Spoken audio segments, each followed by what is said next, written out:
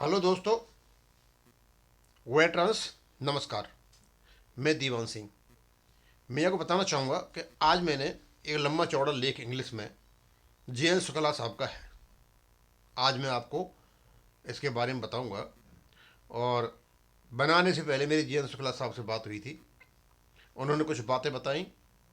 उन्होंने बताया कि पब्लिक यूटिलिटी सर्विस का जो अभी नोटिफिकेशन आया बैंकों का, ये जून में आ गया था, उसका एक्सटेंशन दे रखा है ये। यानी इस श्रीमान का इंतजाम भारत सरकार ने हड़ताल का पहले ही कर रखा था। और भी उन्होंने बातें बताई। एक बात उन्होंने बताई कि ये जो आचार्य साहब हैं भारतीय मजदूर संघ के, उनसे अच्छी जानकारी है, तो ये उनसे भी अपना जो पेंशन अपडेशन है उनसे बात करते हैं। अब ये क्या क्या बातें होती हैं वो सारी बताई नहीं जा सकती। और एक और बात इन्होंने बताई कि आईबीए ने जो गलत हलफनामा कोर्ट में दे रखा है, जो एच आर शर्मा है उसका आईबीए का उसने दिया था, उसको वहाँ पहुँचा दिया था इन्होंने उसके कानों में कि ये हलफनामा तुम्हें जेल में पहुँचा के छोड़ेगा। और वो डरा भी। और भी बातें हैं काफ़ी, लेकिन अब क्योंकि ये he is a very learned person, अपने विचार रखते हैं ये। और इन्होंने एक letter finance minister madam Nirmala Sitharaman को भेजा। उन्होंने अपने विचार रखे इसमें। और यदि हमारे रिटायर्ड पेंशनर्स इस प्रकार संपर्क में रहे भी होंगे, उनकी बातें हमारे पेंशनर्स तक पहुंच नहीं पाई होंगी, उनको पता चला कि हमारे दूसरे लोग भी एक्टिव हैं, क्योंकि और तो कोई साधन हमारे पास है नहीं। जब से मैंने ये काम लिया है अपने हाथ में कि हमारे रिटायर्ड पेंशनर्स के व्यूज और ओपिनियंस हमारे रिटायर्ड पेंशनर तक पहुंचाए जाएं, पता तो चले कौन क्या कर रहा है। तो इन्होंने अपने विचार रखे 5 डे बैंकिंग या 7 डे बैंकिंग, उसी के बारे में है। और यदि 7 डे बैंकिंग है तो ये देश के लिए आर्थिक प्रतिक्रिया कितनी महत्वपूर्ण है। इस प्रकार के विचारों से जहाँ भी ये जाते हैं, अब मैडम के पास जाएगा, लोग पढ़ेंगे, प्रभावित होते हैं। उनको ये चलेगा हाँ, बैंक में कुछ लोग हैं जो अपने विचार रखते हैं, अच्छे विचार हैं, देश की प्रगति के लिए हैं, असर डालती हैं आगे जा करके। हम भी चाहते हैं उनके विचारों को यहाँ रखना। अब मैं थोड़ा सा लेटर पढ़ के बता देता हूँ। रेस्पेक्टेड सिस्टर, नमस्कार। कंसोलिडेट 12 इंटू 4 और 5 CBA ने सीधा बोल दिया बैंकों को, आप 12 से 4 या 5 बना दीजिए। And bring 7 day banking services, बस इसका निचोड़ यही है। और 7 दिन की बैंकिंग कर दीजिए। उसके बाद रीजन देते हैं आगे। No to 5 day banking, bring 7 day banking. विकसित Bharat needs vibrant PSBs to meet economic challenges more effectively and maintain the pace of growth. In this regard, we, the retired bankmen, make the following request for your kind consideration and decisions in the interest of the nation and people of India. सीधा सीधा है, हम जो retired आदमी हैं bank के, हम आपके साथ हैं और हम आपसे रिक्वेस्ट करते हैं। इन्होंने लगभग 8 पॉइंट रखे हैं यहाँ पर और उसके बाद निष्कर्ष दिया है। कहते हैं, Bharat has been seen the plight of the 27 PSBs and the successes of bringing them down to 12 by merger.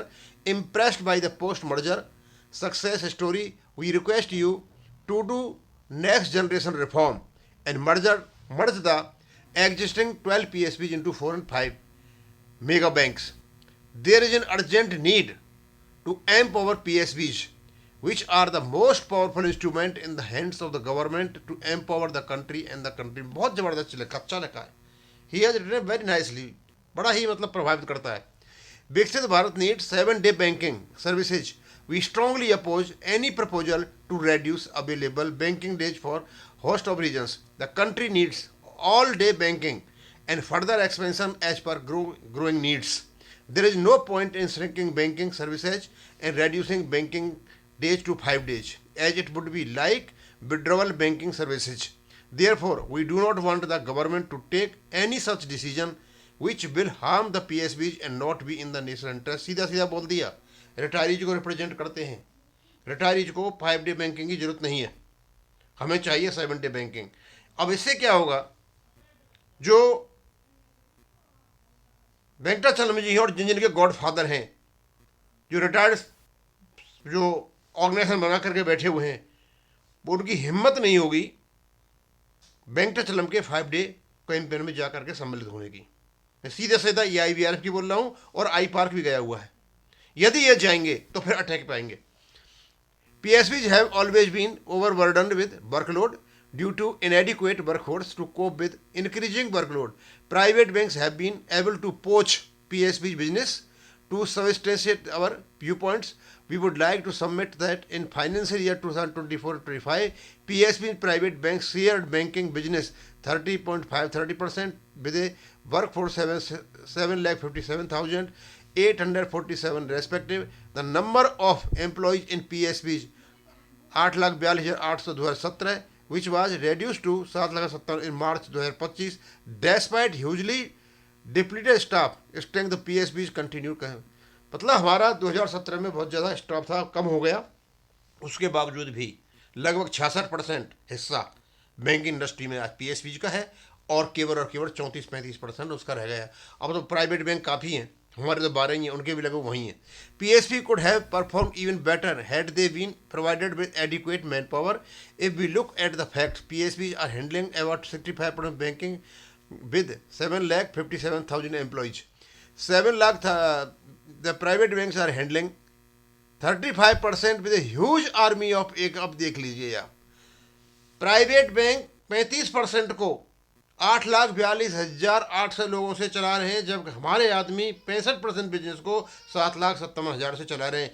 अब सीधा सीधा मतलब निकल करके आता है कि आपको मैन पावर बढ़ानी है, 7 के 7 दिन काम करना है।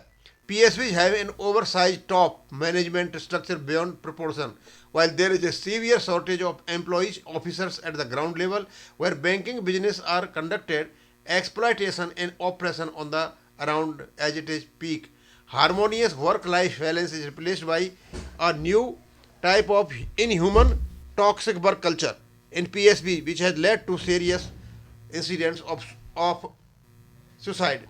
There is a need to further strengthen PSBs and expand their reach. Shrinking bank services by introduced by 5-day banking will be fatal for Viksit Bharat by reducing the working days of the banks and increasing the working hours of the bankmen.